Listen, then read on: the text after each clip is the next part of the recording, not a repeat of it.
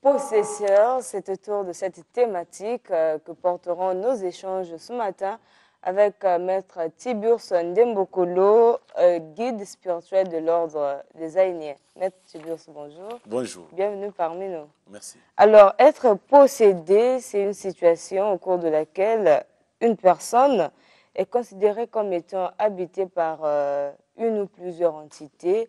Dites-nous, qu'est-ce qui peut pousser un esprit à hanter le corps d'une personne? Merci beaucoup. Nous sommes en Afrique où généralement on ne connaît pas ce que c'est la purification spirituelle, comment élever quelqu'un qui vient de décéder, qui vient de mourir. Alors généralement, nous en Afrique, avec cette idéologie qu'on nous a inculquée d'attendre le jugement dernier pour aller au ciel ou soit au paradis, alors les esprits errent quand quelqu'un est décédé. Ils errent autour de nous pour attendre ce soi-disant jugement dernier. Et que ce même esprit, à force qu'il nous côtoie, il cultive encore les envies. Par exemple, il veut boire, il doit boire à travers une personne. Il veut coucher les femmes, il doit le faire à travers une personne. Et cet esprit-là s'ingère dans notre environnement. Oui, j'entends les gens dire que moi, c'est mon père qui me protège. Moi, ils se glorifient d'avoir rêvé un parent qui est décédé, venir le rendre visite. Mais moi, étant initié de mon rang, je dis malheur à ce pauvre ignorant qui ne connaît pas que quand un esprit qui est décédé, quand quelqu'un qui est décédé, il devient esprit, te côtoie, te laisse une vibration négative, te laisse un nuage sombre autour de toi, comme dans ta maison. Et il va commencer à s'ingérer dans ta vie. Il peut te mettre en contradiction avec ta femme, il peut contrôler tes avoirs, il peut être utilisé par un sorcier qui le capture, qui le duque, qui le dresse très bien, et il le met à tes services pour te surveiller. Et là, quand la fin du mois commence à arriver, il sait que tu vas trouver de l'argent, il commence à remuer la maison pour que les enfants tombent malades, pour que les dépenses aillent ici et là. Tu commences à toucher de l'argent, il te multiplie des sorties inutiles. C'est cet esprit-là, en fait, de compte. En effet, la possession se fait à ce niveau, entre le cou et la tête, le creux qui est là. Nous, on appelle ça le point 4, la glande pinéale. C'est à ce niveau que la personne se fait envoûter, se fait posséder. Oui. On l'envoûte juste, je dirais, bêtement, pour utiliser un mot si banal que ça. On l'envoûte bêtement il y a des comme ça, ou bien qui se font, y a-t-il un processus il y a des envoûtements qui se font si simplement possible. L'esprit n'a pas été dressé contre toi, mais juste c'est par ignorance qu'il le fait. Avec tes vibrations négatives, c'est-à-dire des vibrations qui deviennent minces, ton aura qui devient mince, lui, il trouve la possibilité de s'agripper ici et tu le transportes. Voilà comment, parce que vous ne faites pas attention par ignorance.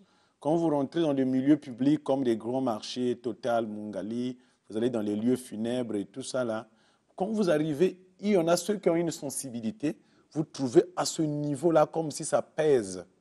Effectivement, parfois tu as deux, trois esprits. Est-ce que lorsqu'on sent, par exemple, il y a des témoignages que nous écoutons ou des histoires qui se racontent, lorsqu'on est quelque part, on a l'impression d'avoir une chair de poule. Est-ce que ça veut dire qu'on est en possession d'un esprit malin? Non. Le corps d'une personne a ses sens. Okay. Au niveau de l'aura et du corps éthérique, donc le champ magnétique du corps physique, tu peux capter un danger qui est autour de toi, comme tu peux capter la présence d'un esprit. Quand un esprit est là, par ton champ magnétique du corps, tu peux savoir qu'il y a la présence d'un esprit. Et comme il y a un serpent qui est là, ton intuition, donc ton champ magnétique du corps peut déjà le capter. Mais différent de la possession. La possession, c'est quand un esprit te possède. Donc à ce niveau, il possède ton corps. Donc lui, il commence à satisfaire ses besoins par toi. Tu deviens son instrument, en fait, des comptes. Les signes de l'envoûtement, par exemple, être addict aux actes sexuels, être addict à la boisson, dépenser inutilement de l'argent. Il y a plusieurs faits. En fait, des comptes, quand on est envoûté, on ne se rend pas compte qu'on est envoûté, sinon tu n'es plus envoûté. Okay. Celui qui est envoûté ne peut pas se rendre compte. C'est peut-être celui qui regarde qui va dire que de tels actes qu'il pose, ça ne peut être que de l'envoûtement. Ou soit celui qui a l'œil spirituel peut apercevoir l'esprit qui l'envoûte. Donc quand je te regarde, je vois une autre face. Ça veut dire que je vois la face de l'esprit qui t'envoûte. Alors là, vous désenvoûtez vous aussi du côté de l'ordre des Aïnés. mais l'ordre des Aïnés, ça c'est sa spécialité. Si nous, Vous on ne faites pratique quoi pas le exactement? Notre pratique n'est basée que sur la prière. Ok. Donc, mais nous avions une démarche qui nous est propre. On peut désenvoûter une maison, on peut désenvoûter une personne, un véhicule et tout ça là. On peut bien les désenvoûter. Même un véhicule peut être envoûté. Un esprit peut s'installer là pour te causer seulement des dommages. Est-ce qu'il peut y avoir des difficultés lors de vos séances de désenvoûtement? Par exemple, on peut se dire, bon, cet esprit a trop siégé dans son corps et qu'on a du mal à désenvoûter la personne. Oui, ça veut dire que c'est un problème de vibration que vous aviez créé. Quand vous faites la prière de la purification ou du désenvoûtement, vous voyez l'esprit qui est là, les vibrations que vous créez là, tu vois comment l'esprit se détache de la personne. Mais quand vous arrêtez vite la prière, ça veut dire que s'il n'est pas totalement sorti, il revient carrément. Donc c'est là où nos prières de façon mécanique, nous les prévoyons pour une dizaine de jours.